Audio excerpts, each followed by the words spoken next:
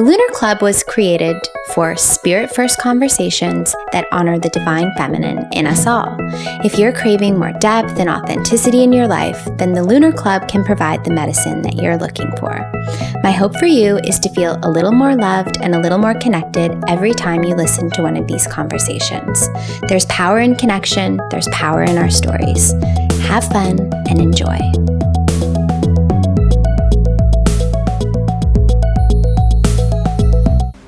Welcome everybody. Welcome to the Lunar Club. I see familiar faces, I see some new faces. We are so excited to welcome everybody here. And we are going to start off in a good way. Now I'm going to just acknowledge the land that we're all here on today, which is the traditional territory of the Wendat, the Anishinaabe, Haudenosaunee, Métis, and the Mississaugas of the Credit. And for us at Conscious Economics, and for many of us in this room, reconciliation and the work to reconcile is extremely important to us. It's, running through the veins of the organization, and that work of bringing Indigenous and non-Indigenous creators and people together so that we can heal this land, Turtle Island. This is the spirit in which we gather today.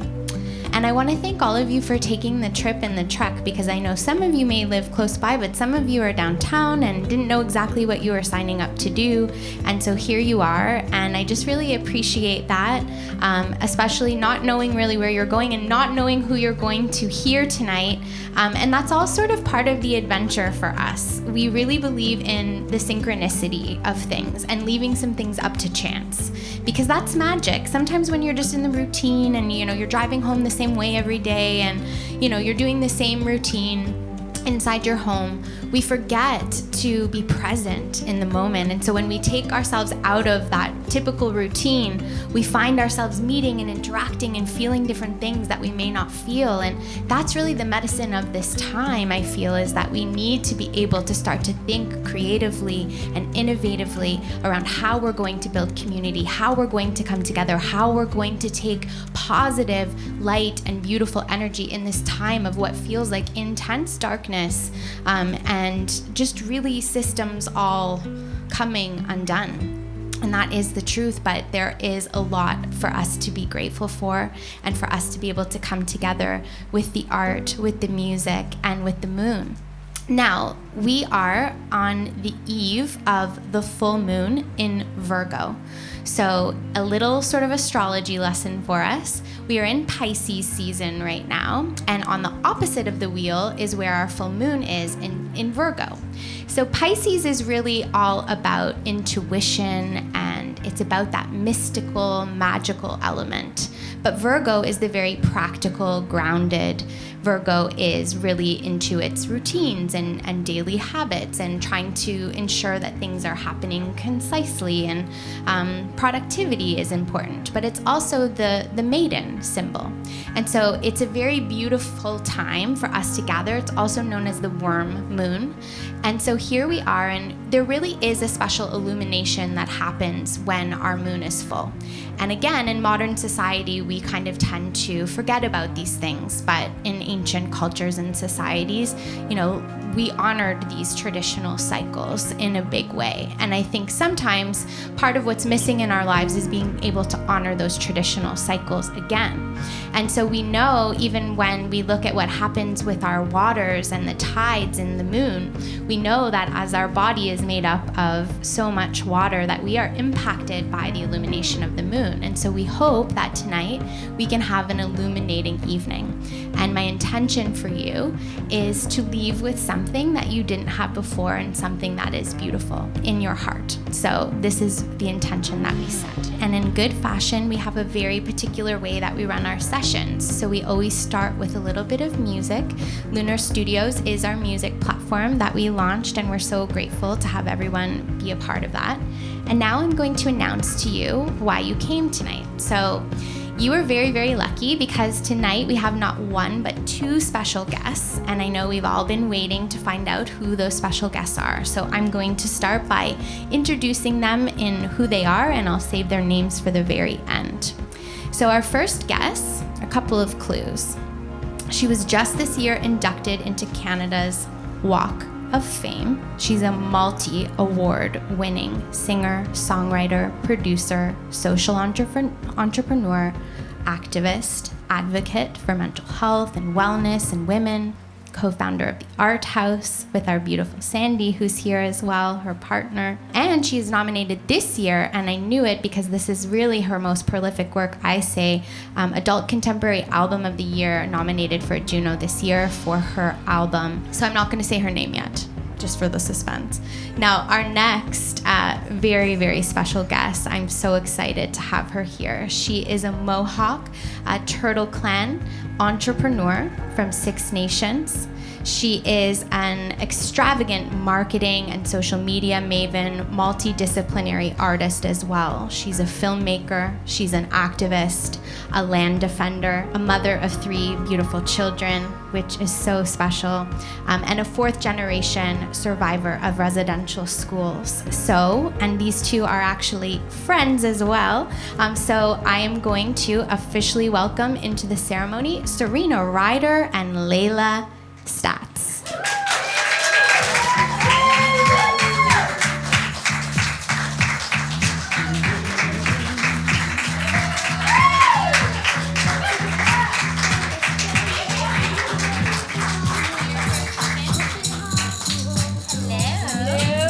All 3 of us have our hats. We're feeling the hats. We're feeling the hats up here. We're so excited. Yes, and we all have matching slippers. So we're going to start off our session with an amazing performance from 2 of our artists in residence at Lunar Studios. So Your Honey and Maddie, the floor is yours to start us off. So let's give them a round of applause. Hello. Thank you so much for being here. We had prepared a cover for you, but while being together, we decided on writing a song. So we wrote this last night, and we're going to hope to remember the lyrics. But it feels very important to say what we have to say here, which is just acknowledging all the places we've been that have led us up to this moment. It's called In Full Bloom.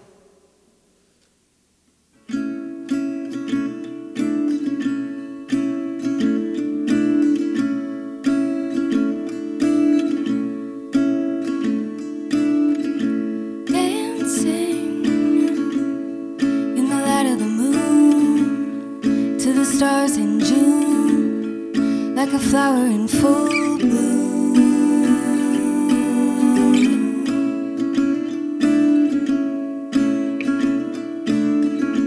Ride home to the olive trees, to the fields where we cried at 13.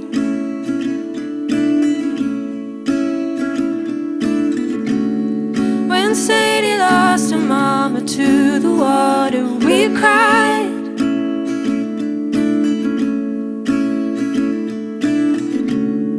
When you and I were making bad decisions, we lied.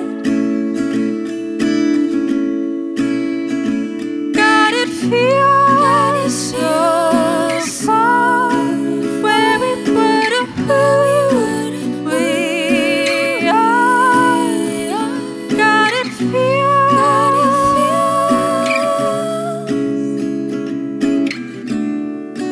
so far.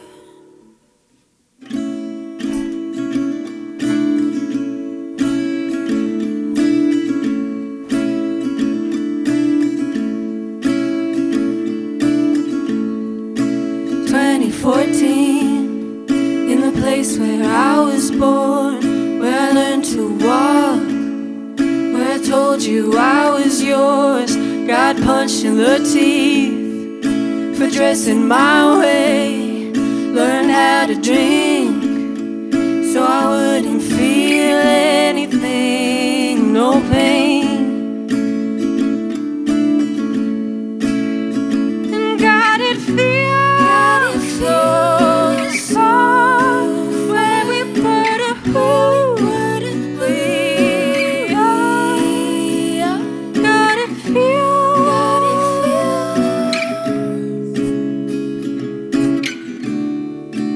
so far.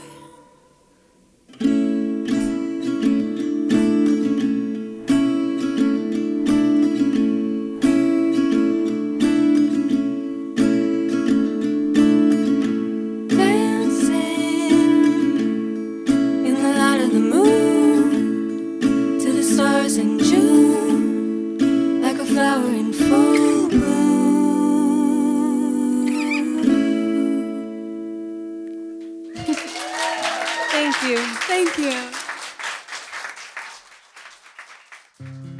And so now no one knew that you two were here. No. And they've come all this way, but now that they know, I know they're really excited. And so are we. And the most interesting thing I find is that you two also have your own friendship. And so the story goes in terms of synchronicity. I obviously have known who Serena Ryder is, of course, but had heard through circles and circles of common friends about you and just like always missed you or didn't have an opportunity to meet you.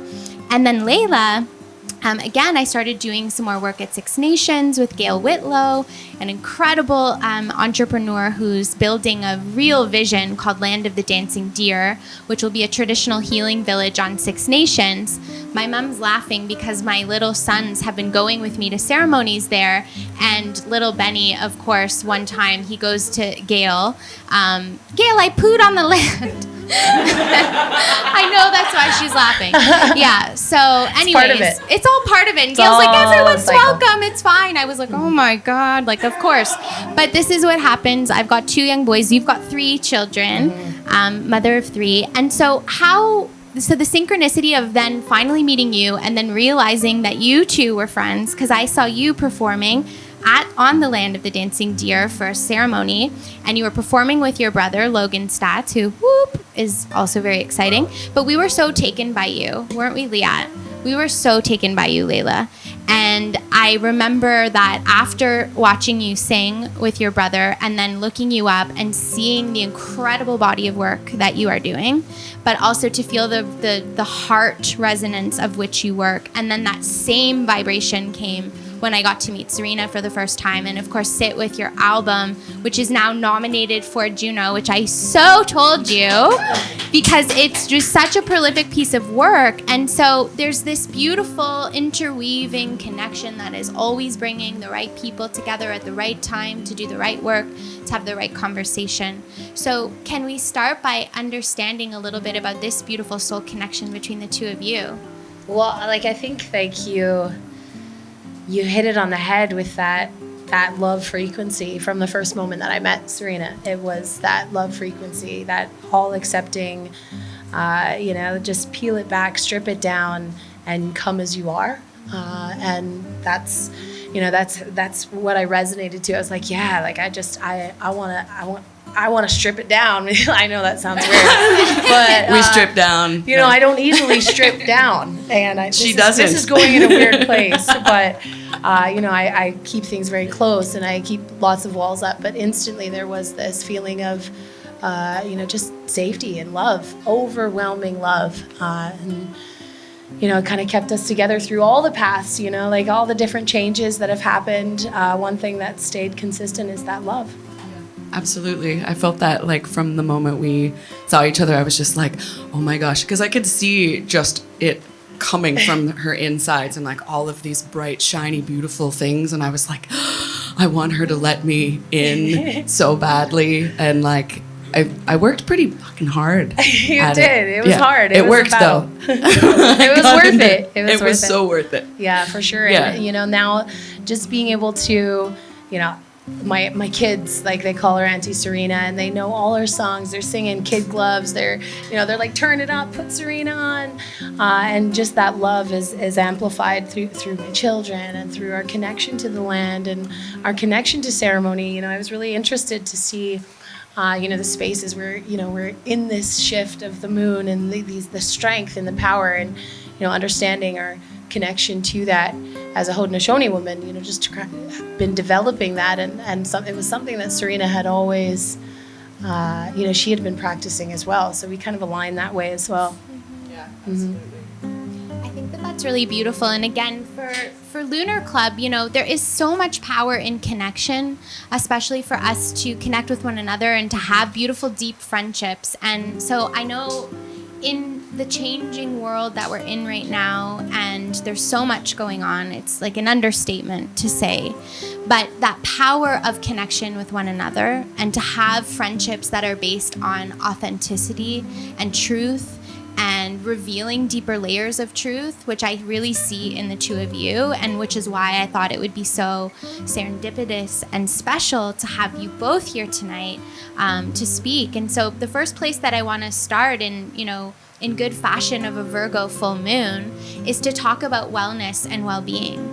And I know that each of you have had your own different journey to find your wellness or well-being, and that I think is an evolving journey. I know it is for me as well. I'm coming up to 5 years of no alcohol, and that was a really, really big decision for me and started me on this path of just trying to learn and discover more of who I am. And I know, Serena, your latest body of work, this album, this is really what it's all about. So if you want to start us off, and Layla, you can come in after. For sure. Yeah.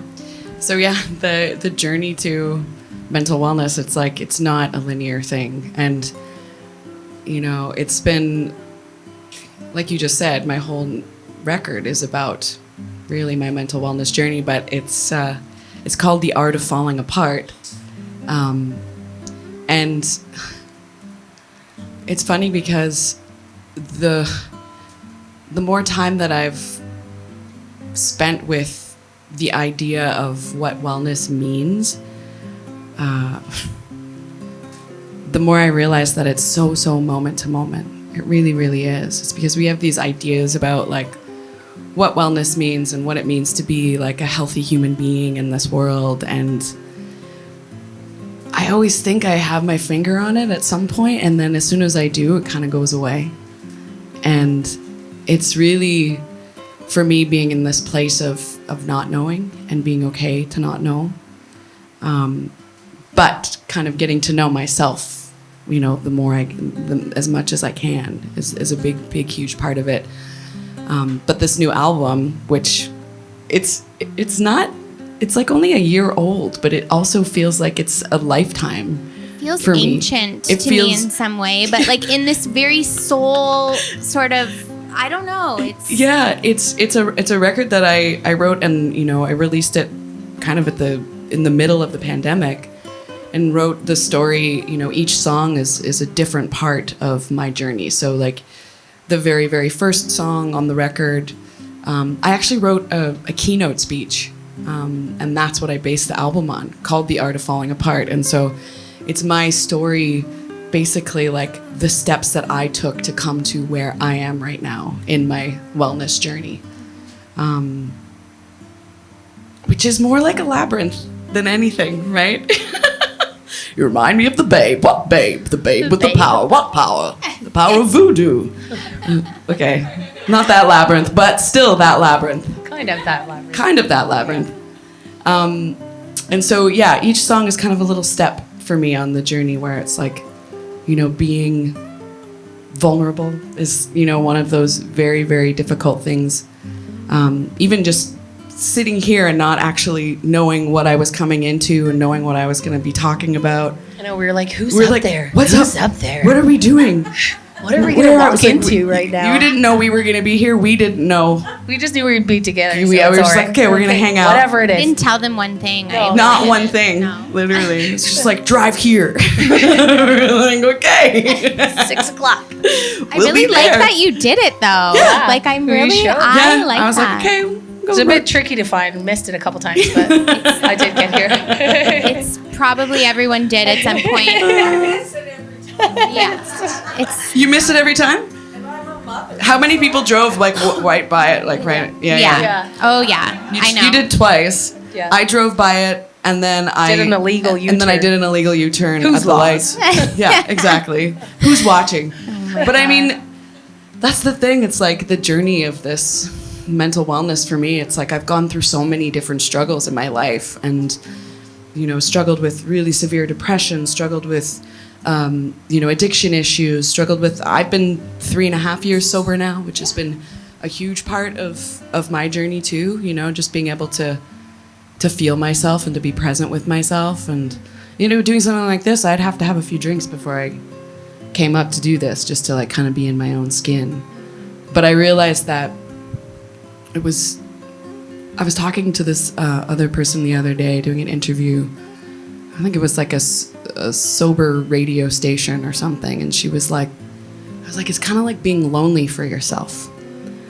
Like that's what drinking was for me. It was like the next day, the hangover is not a hangover. It's like this space of loneliness where you haven't been actually connected with yourself for, hours and hours the night before. So it's not the headache, it's the loneliness for being present with yourself. And for me, I feel like that's a big part of my journey these days, is to be as present with myself in the moment as I can, and to maybe miss a turn and to take a U-turn. And, I just tried to tie that in, but it didn't fucking work. But you know what I'm saying?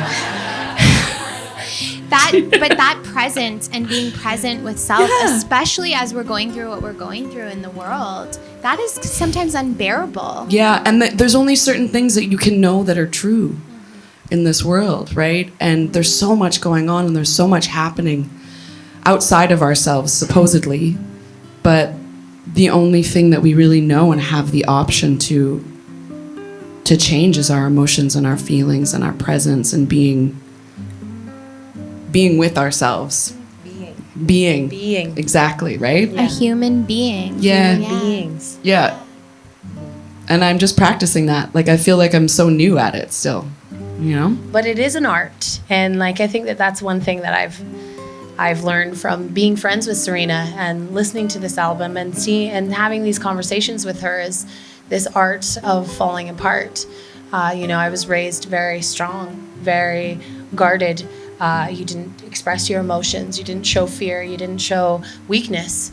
And so in understanding this art of just allowing myself through all these situations of, being arrested and, very... On the front lines. Front lines. Defending land. Yeah. Let's put that into context, because you were arrested as a land defender, defending the land. This was I've watched, because you've been very... It was recent. Yeah, it was very recent. Mm-hmm. And so I think we've got to step back for a second and really understand you and your story because I think that your wellness journey has been coming back into remembering who you are as a defender of the land, as someone who is an activist for the sacred waters. Well, like, to think, like, if I had thought 5 years ago that I would be an activist, or that I would even be able to speak my language. So I haven't introduced myself to you. Sego, Skanagoagan, Layla Staats, Yongyats, Anawara niwagi taroden ganyak gehaga niwago wenjoden oswego nidawageno. And that language I reclaimed for myself. I wasn't taught it. I wasn't taught my ceremonies. Like I said, I was taught, this wall of sort of anger and protection, and we call it the code of shame. So you are taught to hide who you are as a Native woman. You're taught you'll be at a disadvantage. Don't put your last name on your resume, my puppy used to say, or you won't get the job. So that understanding of who am I, like, where the heck do I fit? I was talking to students today, and I grew up off reserve, so I didn't grow up learning my language or my culture or in any of that community, so I didn't feel like I fit there. And then I grew up in town where I looked different, and I didn't fit there either. I remember they used to call me a chink at school, and I remember I was young, and I didn't know what that meant. I was like, what is that? So as a super nerd, I went home and grabbed my dad's Webster's dictionary, because we didn't have the Oracle, we didn't have Google at that time. And so I looked up the word chink. I'm like, what is this word they're calling me at school? And it means, in the dictionary, it says a small crack that light comes through. And I was like, small crack, why would they call me that? Like, it's a really weird thing to call people. And so I go to school, I'm like, oh yeah, you think you're so smart? Like, you're really calling me a small crack that light goes through. And like, they just looked at me like, kind of. But now, as I've evolved on this journey, on this wellness journey of understanding who I am, and I come back to that often, and I'm like, you have been a small crack that light comes through, and that crack, that light has always been there. And so, this feeling of, where do I fit? Where do I belong? It's one that Indigenous people struggle with, but it's one that we all struggle with. It's one that we can all relate to, of that knowingness of just where am I meant to be? And for me, it was the water. that brought me back, and I started to understand. I started to take language classes. There's a word that I was taught. It goes degadinu wararos, degadinu wararos, and it means I give thanks. But if you break down the particles of the word, it actually means I give thanks with my entire heart on repetition daily to everyone around me. So this word, degadinu wararos, is not just I give thanks, but it's all about the relationship that we have to everything around. And that's how they spoke. That's how they communicated to each other. So when I started to learn that, I started to realize there is something deeper inside of me, and it started to wake this, I call it like an ancestral wisdom of this language that unlocks something. And that Thanksgiving address, well, my mentor, he said, the Thanksgiving address is the skeleton key to all Indigenous knowledge. That relationship, it's not just about being grateful for the trees or being grateful for the birds or the flowers or the plants, but it's about understanding, acknowledging, and giving energy and space to your relationship with those elements. What is your relationship with the trees? When you're standing there, I'm not just grateful, I'm giving to you, I'm receiving. We are in connection, we are in relationship, we are in alignment. And when you start to shift your thinking that way, water is not just a commodity. It is not just something you buy at the store. It is not something you just turn your tap on, but it's alive. And that shift in me, in understanding, took me on this water journey. And I started to, I'm passionate about film. I'm passionate about storytelling. And I started to use film and videos to tell that story. And I ended up at the Wenzikwa, which this river, it is pristine. It is glacier fed. I put it to my lips and it was electric. It was like tingling on my tongue. I'm like, this is alive. This river, this is the veins of our mother. And, you wouldn't poison the milk of your mother, This is how delicate and precious this is, this cycle, this connection, how this all works together. And we had a chance to do something about it. So when I stood there in front of like a wall of violence, there was 8 of us on the bridge. Most of us were elders. I was an elder, but I was standing with the elders, and most of us were women. And you see 100 RCMP marching towards you in formation, all men, just aggressive. You see these green military soldiers coming up the side with their snipers and their assault rifles, and they had these dogs on leashes that were barking, and just like, you just had this feeling like as soon as they let that dog go, it's coming for my face. And in that moment, you have to align yourself with all those things, all those feelings that you had, all that connection that you've felt with that river, with that land. And again, like asking myself, I knew I was going to be arrested. And I was like, is this what you want to do, Layla? Is this like, you're about to be arrested. Your children are going to see this, your friends, your parents, your coworkers. It's going to be on the news. I was all over the news. And it's like, is this what you're meant to do? And in that moment, I felt the land. I felt that relationship. I felt like it was standing there beside me as a physical person. And if it wasn't going anywhere, I wasn't going anywhere.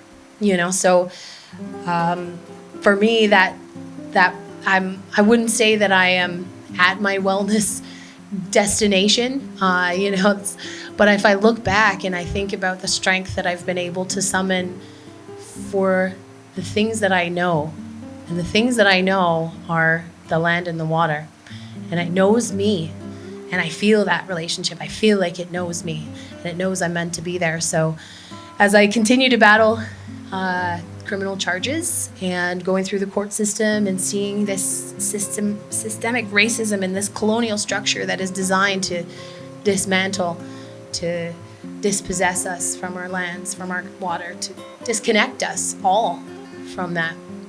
I know that there's a voice inside of me, And I think that that was one of the biggest lessons that I learned in this, is that my voice really matters. And when I came home, I was so triggered, like by just fear. I would see police cherries, and I was at a rally, and there was like APTN News, CTV. They were interviewing my brother, and I saw these police cherries, and I was like, I just hid in the car. I was like, I can't talk to those people. I can't tell this story. I'm afraid. Like, and as I sat in the car, and I was like, this was intentional. They wanted me to feel this fear. They wanted me to be silent. And from that moment, every microphone that was there, I was like, no, you are going to speak. You're going to share your experiences. You went through that for a reason, so that you can amplify what is actually going on. Because most of us don't realize the destruction that's happening to our old growth trees, to our water systems. Most of us will never drink from a clean river. And I feel honored and blessed that I got that chance, but also scared at that fact. I think that if anything, it can inspire, whether you're Indigenous or non-Indigenous, is that, what you believe in, what you connect with, what resonates in your soul, like use your voice to share that. And it's so healing in so many levels, right? Like the art of storytelling and being able to speak, even to share that with you right now, like a piece of me feels better just by talking about it. And then by you receiving that, a piece of you has felt better. And so there's these ripple effects of the stories that we tell. So we all have those stories. And I think that the more that we tell them, the more that we are on this connected, combined journey to wellness. I think that, first of all, thank you so much for sharing that story with us and inviting us into what is your heart's alignment and that work. And I think that is the medicine that each of us needs, is to find why we're here at this time and what is calling us. And so I have to say that for so many of us that are working, I see, working on Bay Street and, working in these corporations and working at a very, very fast pace where we are distracted from that part of ourselves. And so we see, a sickness kind of coming over, and I'm not talking about the pandemic, but a sickness of distraction, a sickness of not being in our heart's alignment. And at a societal level, we watch that. And we watch it unfold, and we watch the same systems, like look what's happening globally right now around the world. Look what's happening right in our own lens, in our own country here. And so there is this question of, how do we, because I think a lot of people sometimes see, okay, well, you two are artists. You're artists, you're creatives, you're creators, you're connected to that part, and it's easier for you to find this deeper sense of something because that's what you're tapping into in your daily life. And I don't want anybody here to not feel the power of their own heart's work, because that's why you're here tonight. And there's no mistake. There's never a mistake in terms of where you end up, and this is why we do it this way. So each and every one of you, the few that are here, you were supposed to be here for this message tonight. So where does it resonate in your heart? What is it that maybe you are already doing, or something that you have pushed down because you were convinced you didn't have time, the moment passed, whatever it is, the world needs you to re-engage with that now. And that is really, I think, the power of this moment. And so, what do you say, or what is the medicine to a system and a society that is moving at such a pace where we don't end up getting the opportunity to be present, to even be able to connect? Like I don't even know what that question is, but I'm just going to throw it out there. And Serena, well, I'm feeling that a lot myself recently, where it's like there's so much going on, and especially right now in social media and looking out into the world and having, all of these places that you can look and put your energy and feel like, fuck, I'm just not ever going to be able to do anything that's enough, right? And I feel that all of the time. Like, it makes me want to cry just thinking about it. It's like that feeling of like, we all want to be these good, beautiful human beings in this world. Like, I know everybody wants that. And that's,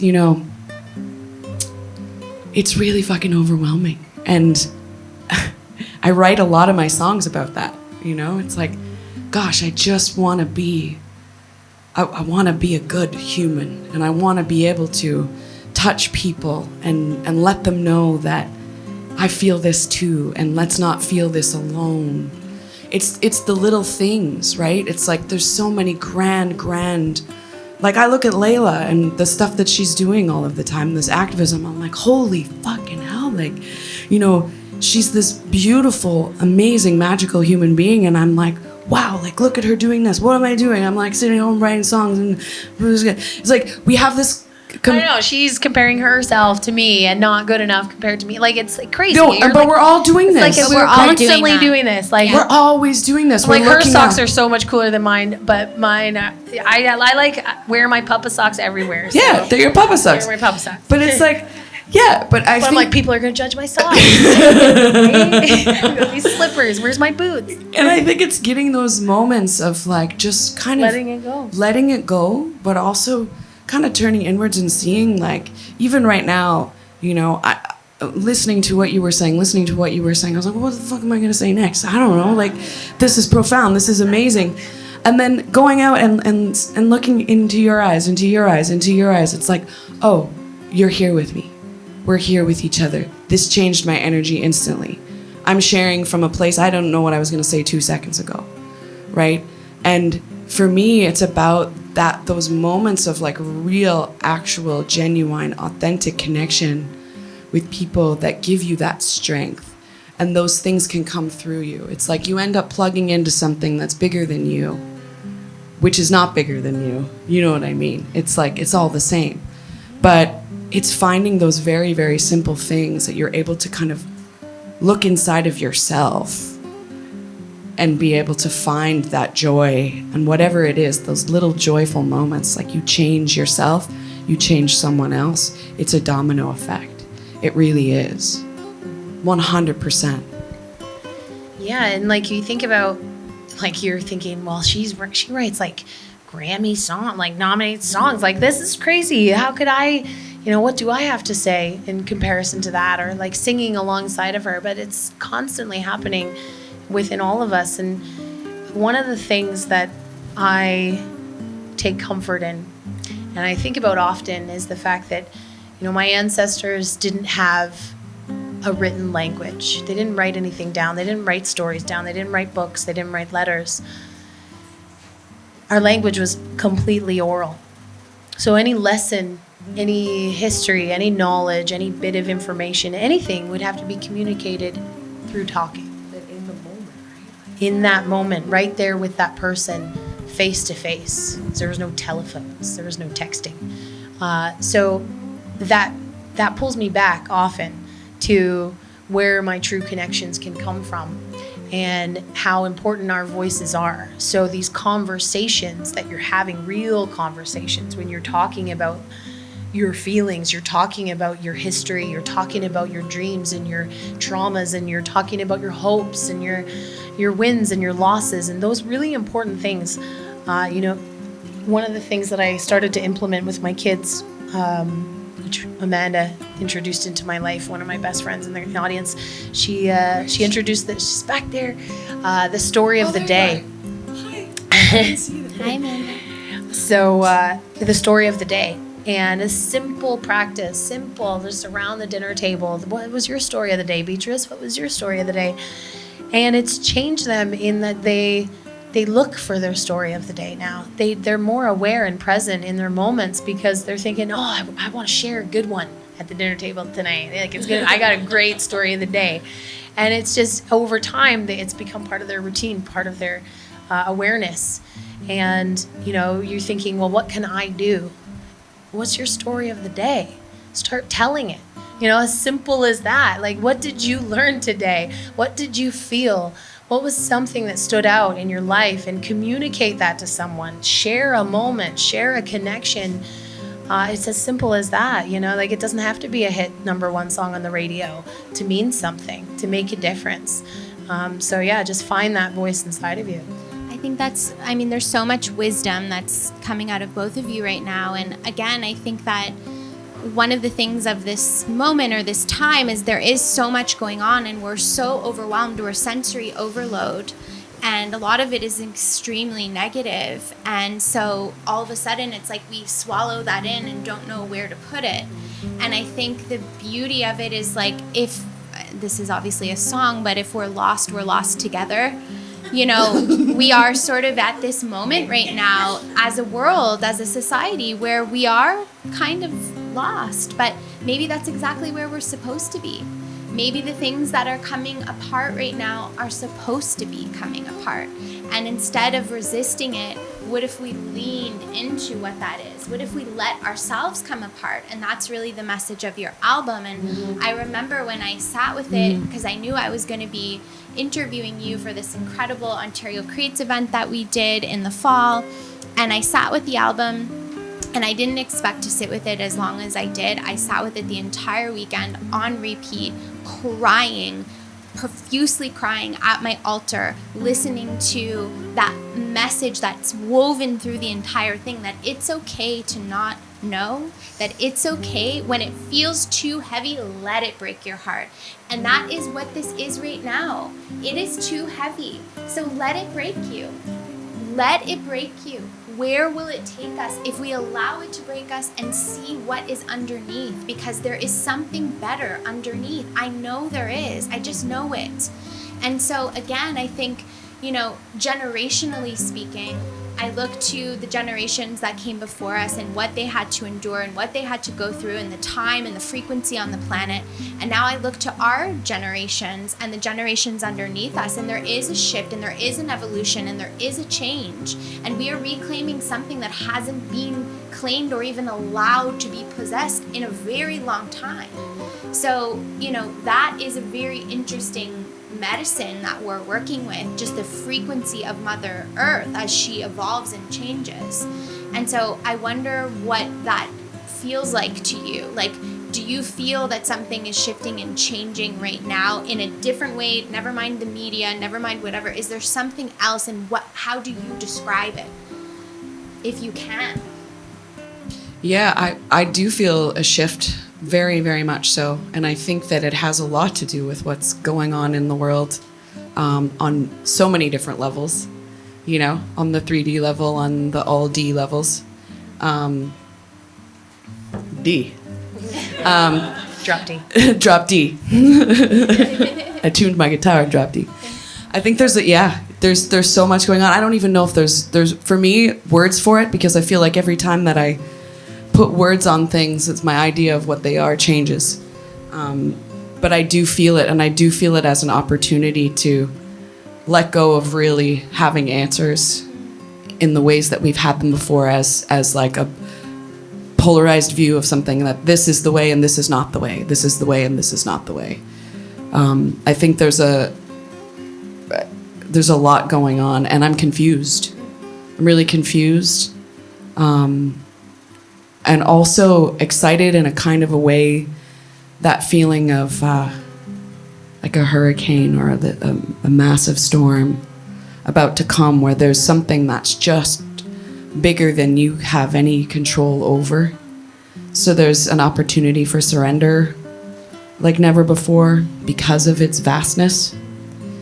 And that's when, you know, it could be terrifying, but it can also be that place of trust and surrender, and what real surrender means. These are things I'm thinking about a lot, and that I've thought of a lot for many years, but it's coming into more of a reality because I can feel it, like in the air. I can feel it. Loving, yeah. Just breathe. Was that too vague? It has to be vague, though. Yeah. It's really hard to be specific not be. and really identify what that shift is. Because I'll be honest. There's moments when I'm afraid. You know, I'm scared about the water, and I hear these calls. I remember I was filming in this First Nations called Namagusa Sagagin First Nation. Oh, I remember practicing that. Namagusa Wording Sagagin. it. Yeah, so I was there and I watched the sunrise on this. This is a fly-in community surrounded by water, and they have no clean water. The community had disintegrated to 14 people from 250 people living on this island. 14 pretty much all elders who were left, who wouldn't leave, and one 24-year-old young man who took care of them all and took care of the water systems, and they couldn't drink the water. So I'm there, and I'm on the dock, and the sun is rising, and I swear I heard the water. And like, I tell people about this, I'm like, yeah, you don't really understand. Like, I heard it like a voice, like clear as day, like, protect me, stand up, you have to be the one, you have to do this. And when I heard that, I started I've been studying, the things that I was meant to be taught. And one of the things that you're meant to be taught is your roles and your responsibilities. The Haudenosaunee are very village driven, so this idea of revillagizing our society, and what are our roles and our responsibilities. And as women, we're the carriers of water. We carry this life force of water within us that grows, and it's magic, it's majestical, where we carry that, and it is our responsibility to protect it. And so when I heard that, I was like, well, that's why I'm being called. That's why I'm being called to do this work. And it's listening to those voices. One of the other responsibilities of the grandmothers is to identify in the grandchildren what their gifts are. So the grandmother is meant to identify in those children what their gifts are. They're good at this. They're a great communicator. They're really athletic. They're so kind and loving, and to nurture those gifts. So this simple act of nurturing what we're gifted with, what our gifts are, instead of trying to fit them into a box, instead of trying to tell them what they should be, how life should be. You go to school, you get good grades, you get a job, you retire, 2.5 kids, you're done. Break the mold. And create a path for each individual. We all have our own individual paths. So that was really important to me, and it was something that a grandmother actually said to me. It was actually Gail. She said, this is the time for the grandmothers. All these kids are home from school. These parents don't know what they're doing, and the grandmothers need to step in, and it is our role to help those children, to guide them, to identify their gifts, and to make sure that they're following them. And for me, that just was a big wake-up call of this individual idea. Not only there is the connectedness, the ultimate connectedness, that we're all one and we're all human beings, but we all have these individual paths, like a network, like a spider web that works together, that weaves, and it's beautiful and it's powerful and it's strong. But where it's weak, we're allowed to be weak, because together, your gifts and my gifts, they allow us to be weak in moments and still be there for each other, still, hold that web even in our weakest times. So your weakness is needed. Mm-hmm. Your weakness is actually a strength in itself, because it creates community in that kind of a grand way, where it's like, that is actually an important part of your strength, is where your weakness is, so that someone else can fit into that other space. Mm-hmm. And you can really be held in that kind of a way. And I feel like that's something that's not seen. It's like, I need to be this one island that is perfect in every way, who can hold their shit together by themselves. Mm-hmm. Yeah. It's like, what the fuck? No, it doesn't work that way. It doesn't. Well, it doesn't. And I think that it's, the idea of the wounded warrior in some way, or the wounded healer.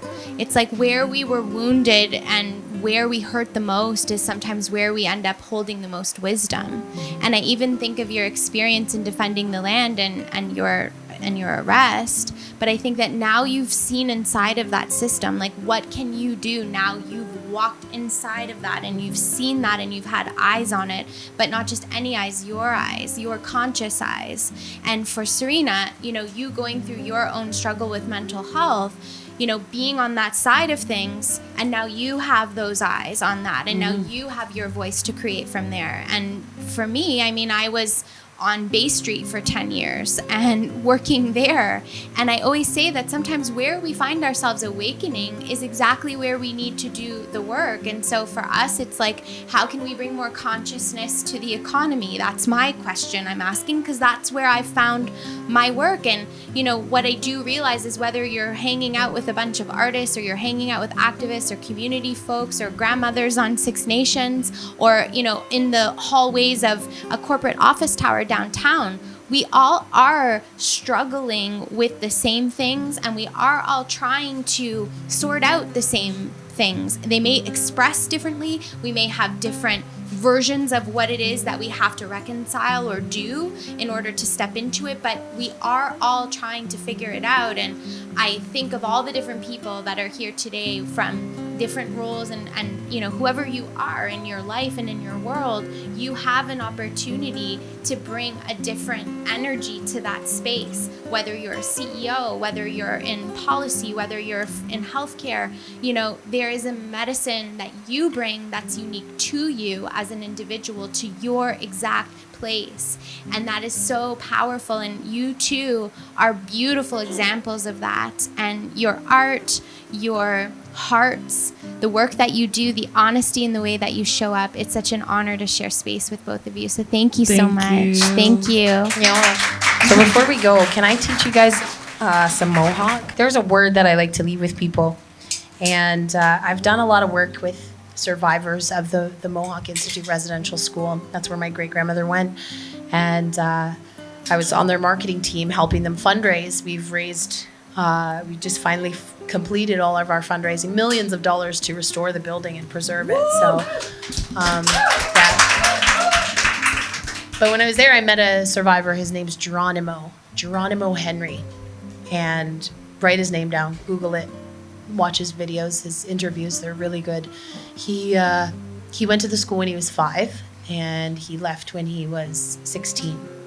So he spent 11 years, 365 days of his life in that, or 365 days a year in that school. And he said, Layla, in those 11 years, never once, not once did I hear the words, I love you. And so for me, that story, that simple moment that I had with Geronimo, it was like a release in my life. All my life I had wondered why my mom never told me she loved me. And I wondered why my friends' moms would, you know, like, oh, honey, I love you so much. And like, they were so kind and so loving. And my mom was so hard and so stern. And she loved me, I know that, but it was a different love. And I always wanted that. I thought, you know, I want the kind of mom that sings me to sleep at night and strokes my hair. Like I imagined I would actually lay in bed and stroke my own hair and imagine it was my mom. And so when he said that to me, I was like, it's not my fault. That wasn't her fault either. She wasn't taught how to show love. You know, her mother's mother, it's a cycle. And it was like a release in me. Like I knew it wasn't that I wasn't deserving of the love. I knew it wasn't that I did anything wrong or I wasn't good enough for the love. She just wasn't taught, and that wasn't our fault. And so that moment, I healed a part of my heart that had been hurting for so long, just from hearing Geronimo's story. And then I told that story to the 24-year-old young man who lived in Namagusa Sagagin. I sat with him outside and I told him Geronimo's story. And I just saw the same thing. He was like this. He was like, you know what? My grandpa only ever told me he loved me once. And he was drunk. He was on his deathbed.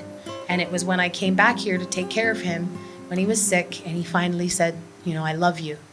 It was the only time. And he's like, he didn't know how. He didn't know how to love. And I could see that same healing happening in him. Like it wasn't him. It wasn't his grandpa's fault. Grandpa wasn't a mean man. It wasn't, you know, it was done. It was generational. These trickling traumas. And so I like to teach this word, I love you, in our language, because they weren't allowed to speak our language. And when we say it, I imagine the room filling with love. I imagine it surrounding us. I imagine it entering into your heart, you taking it with you out into the world and amplifying that love from one word, because our words are more than words. So I'm going to teach it to you. Don't worry about saying it wrong. Don't worry about messing it up. There is no wrong way. Just say it how you feel it from your heart. Gonalonkwa. Gonalonkwa. Okay, I think you guys got it. Now let's say it. I want you to just like put your feet flat on the ground if you're crossing your legs right now. Just put them there and just pull that love up from Mother Earth, because she loves us and she really wants us to get our shit together. So pull that love up and just put it out into the room and say it. When you say it, you feel it, you mean it. Gonalonkwa. Gonalonkwa. Gonalonkwa. Gonalonkwa. Amazing. I feel it. I love you. Thank you. So I wanted to sing a song just before we bring the infamous Serena Ryder up, because you can't follow Serena Ryder. It's like you have to open for her.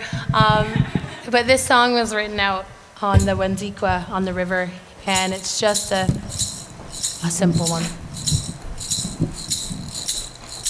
I met you by the riverside, the quiet riot burning in the night. I caught your eye along the line, along the spine of the big black snake. Tried to steal our mother's blood, tried to bleed her dry, stole our daughters from their fathers, left our sons to die. Tried to steal our mother's blood, tried to bleed her dry, stole our daughters from their fathers, left our sons to die. We found Gonalonkwa deep within the pine. We found peace and quiet deep within their violence. We found Gonalonkwa deep within the pine. Tell those colonizers love is colorblind.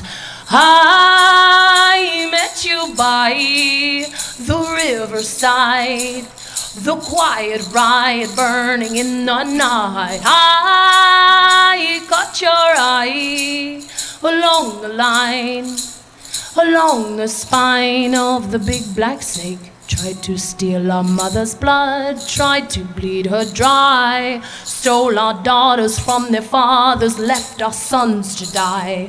Tried to steal our mother's blood, tried to bleed her dry, stole our daughters from their fathers, left our sons to die. We found Gonalonkwa deep within the pine. We found peace and quiet deep within their violence. We found Gonalonkwa deep within the pine. Tell those colonizers love is colorblind. And so this song is actually a Mohawk song, and it also has a story. Because on the front line, when those police and that violence and that colonial oppression, that wall of just dominance was coming towards us, I grabbed everyone, and we knew we couldn't hold the line. We were only 8. So we were like, okay, well, let's get in a bear hug. We got in this big bear hug on this bridge, and we just started singing this song. And we were from all different nations. There was Asians, there was white, there was Wet'suwet'en, there was Mohawk, there was Seneca, but we all just sang this Mohawk song, and it's called the Mohawk Water Song by Bear Fox, so we're gonna sing it. Amanda, you know it too, so you can sing it. Yunganalungwa honega, yunganalungwa honega, ganega yono, ganega nono, gaya wea hea. Yunganalungwa honega, yunganalungwa honega, ganega yono, ganega nono, gaya wea hea. Yunganalungwa honega, yunganalungwa honega, ganega yono, ganega nono, gaya wea hea, hea. Thanks for singing that. Serena Ryder just sang backups for me. Can you believe that? Thank you. Gonalongqua. Gonalongqua, gonalongqua. Gonalongqua, everybody. Gonalongqua. Yeah. Okay, I have to remember how to play this. This is actually the first time I've ever played this. I recorded it, but I haven't ever played it. So, it's on my record.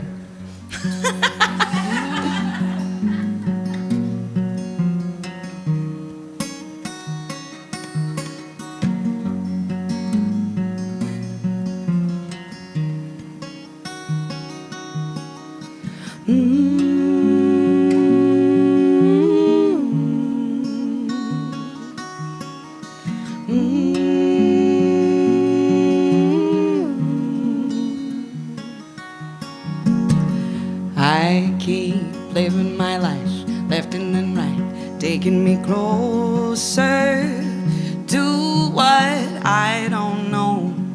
But I'm loving this great unknown. I heard somewhere when we come here, we only get what we pay for, but if our deficit's clear. So I guess there's never really balance. There is an ocean in the blood in my veins. There is a fire at the core of this pain. I use it to burn all the things I don't need. 'Cause there is love in the air that I breathe.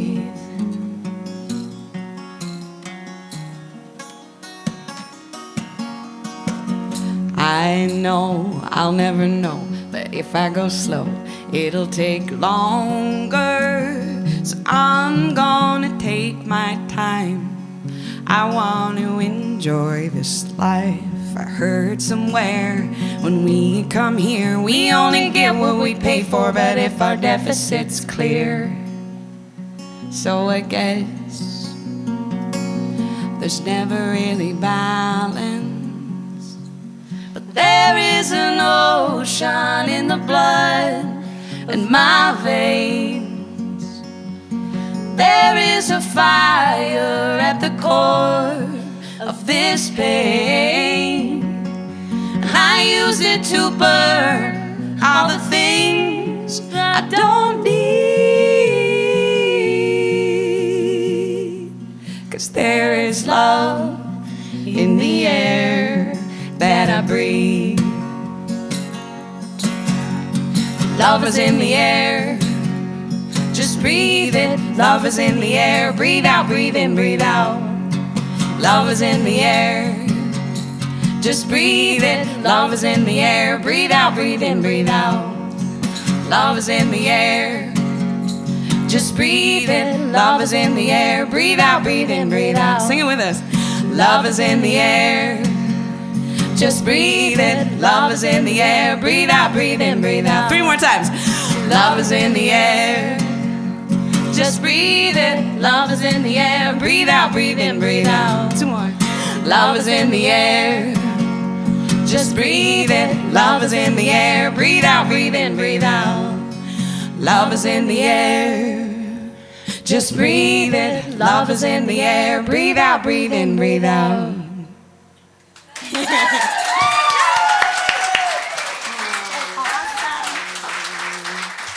Thank you. We love you.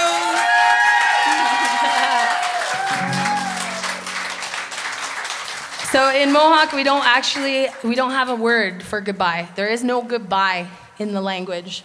It's just we will see you again soon, or we'll see you on the path soon. And we say ona gawahi. Ona gawahi. Ona gawahi. Ona gawahi. We'll see you on the path soon.